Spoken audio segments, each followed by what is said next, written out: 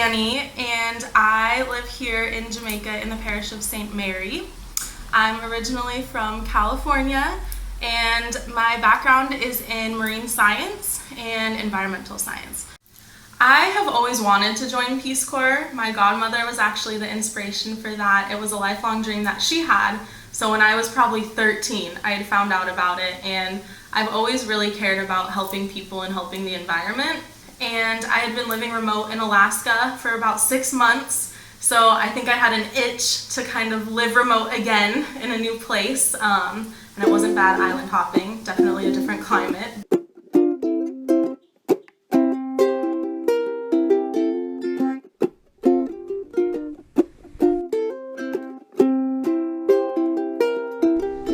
Alright, welcome to my yard here in rural St. Mary, everyone. So I live in a separate side unit attached to my host family's home, but I have a completely separate area. And as you can see, it's a kind of one-shot situation. So here's my living area, a little kind of desk area for a workspace, my dresser, and then I have a little bit of a kitchen area, my sink, shelves, and then a double burner so I can cook.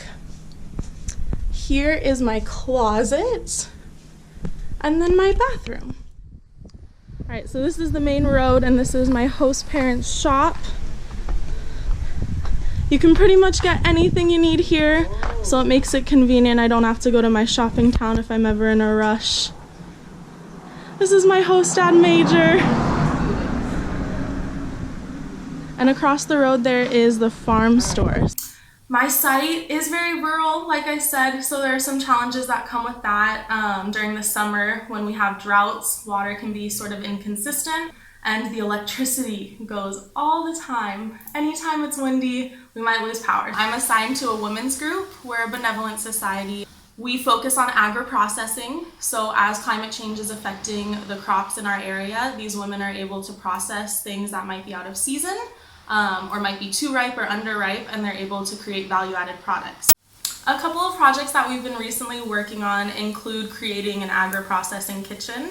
So I helped finish up the grant that we got to completely refurbish the space. So they have brand new equipment that they're able to use to create jams and jellies, pepper sauces, which are delicious, by the way. I helped them receive a grant to get a shipping container refurbished, and this will be used as an office space for them.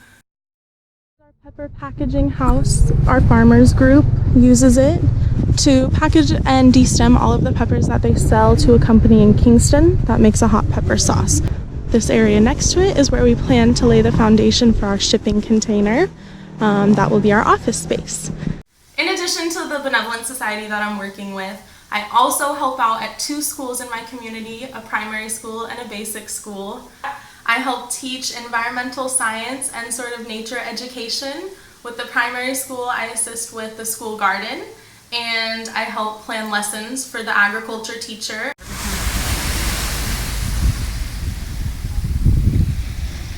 It took a lot of work to get where I am today, but I've established a secondary project with Aracabesa Bay Fish Sanctuary. I'm helping with their sea turtle network, and I'm helping expand that network around the island and to create sort of a training module for the National Environmental Protection Agency to use here as implementation for sea turtle monitoring island-wide. It wasn't easy to get here and to get this project.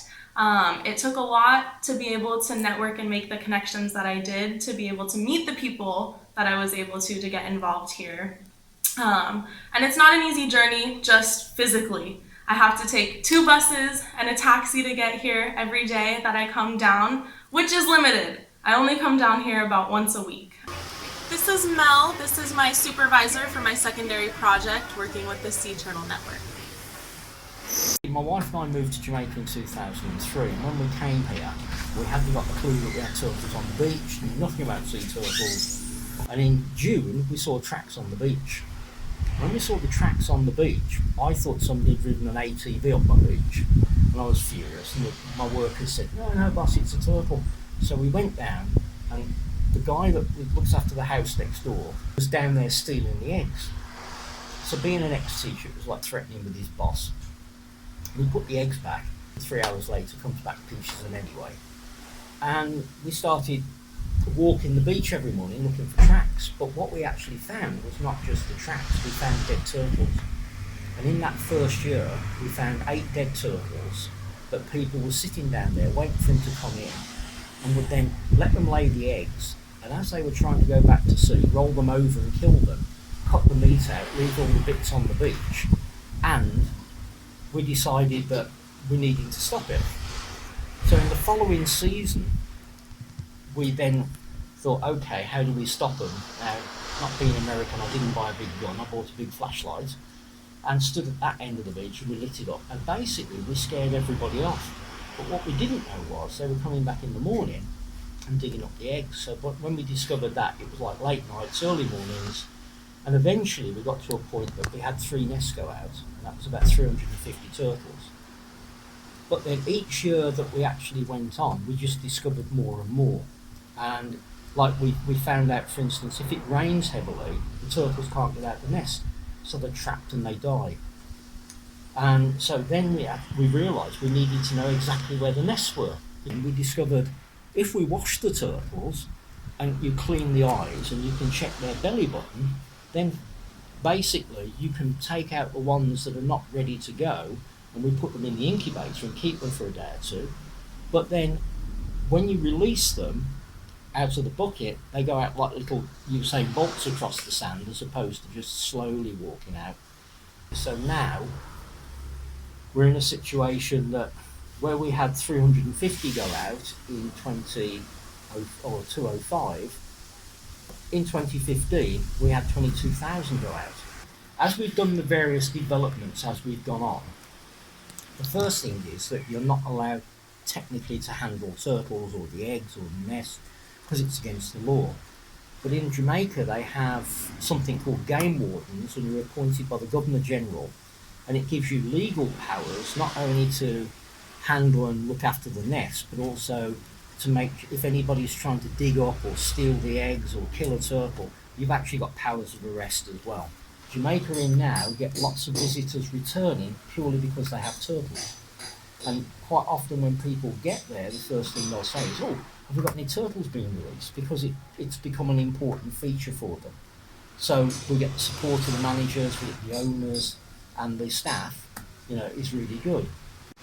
One of the things we're doing at Araka Besa Bay Sea Turtle Project is creating resources that other locations can use to implement their own monitoring programs. So one thing that I've been able to help with, incorporating both my passions for science illustrating and marine science, and kind of incorporating citizen science too, is creating sheets like this. So this is something that I've drawn, and this just helps us when we're recording sea turtles that come up at night. We can indicate any markers that might help us identify her, whether it's barnacles on the shell, scrapes, scratches, or scars. And then we can also put down her tag numbers. So each flipper is tagged. We can put the width and the length of the shell and any other identifying information that we can make. We record every single nest that has been laid on this beach. So we have a sheet for everything that we do. And this sheet indicates that we're here in the yellow zone, as you can probably see from the yellow marks on the wall. And we're looking for this nest. So we'll use our measuring tape and we'll go from each of the 3 markers that we've set to determine where this nest is. So the next step is to dig. And we knew that this nest was gonna hatch because we had measured 60 days from when it was laid. So we decided to put mesh over it, and that's just to keep the predators out. So this nest is definitely ready to go. So as you can see, these 2 turtles are eager to get to the sea.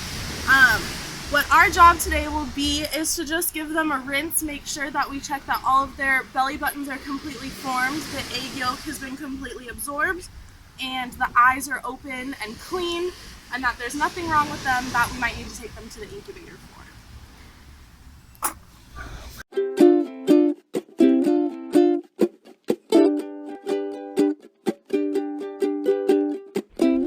Once the mother sea turtle lays her eggs, she won't exhibit any parental care. She won't return to the nest to check on her babies.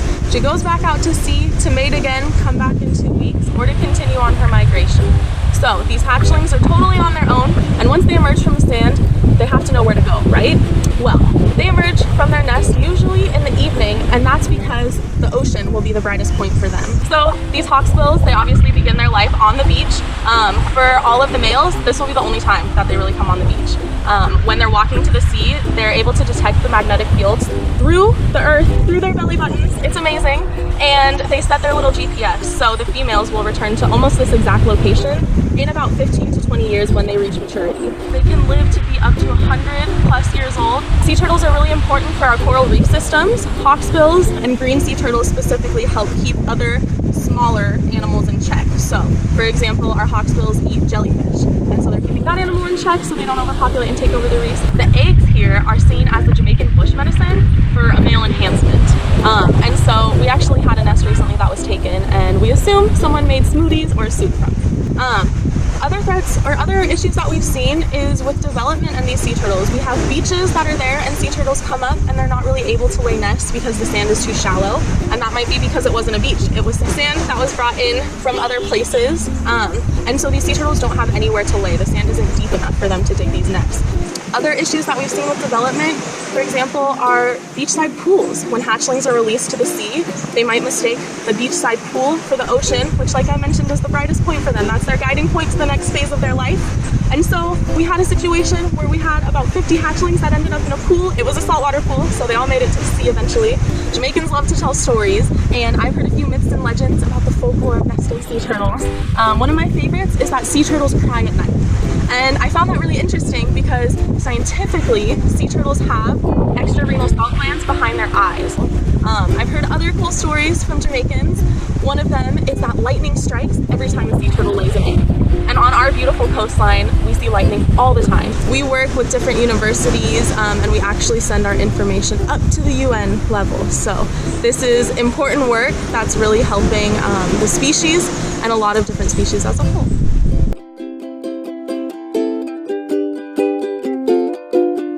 I'm here with Omar. He's been working here as a full-time turtle guy for about 5 years now, but his history on this beach goes back quite some time. Hello, good morning. My name is Omar, as what Mr. Dani said, right? So coming into work in the morning, you know, I have a distant walk from there to here to see if I see any turkey tracks coming in. So when I come to work in the morning, if I see a truck coming in, I'll follow that in truck and look around, see the turtle lay. She didn't lay. When we check it now, when they're actually breaking out, you see them looking at popping out. That is the time when we put a mesh over it to protect it from like mongoose and dog, because on this beach we have dog come around that corner, come around here. When not a mongoose finds us, it's not like one mongoose, it's all 4 or 5, and in less than a hour 240 eggs all disappear. So we put a mesh over it just to protect it, not to keep the turkeys in, just to protect it that no animal can get inside of it. This is the piece of mesh that we were talking about, and we can simply put this a few inches under the sand and it'll stop any predators from being able to dig up the nest. So this is a spot that Omar has previously meshed. It's a nest that we think could be ready pretty soon, and so we'll just open it up and make sure that the turtles are ready to be sent out to the sea.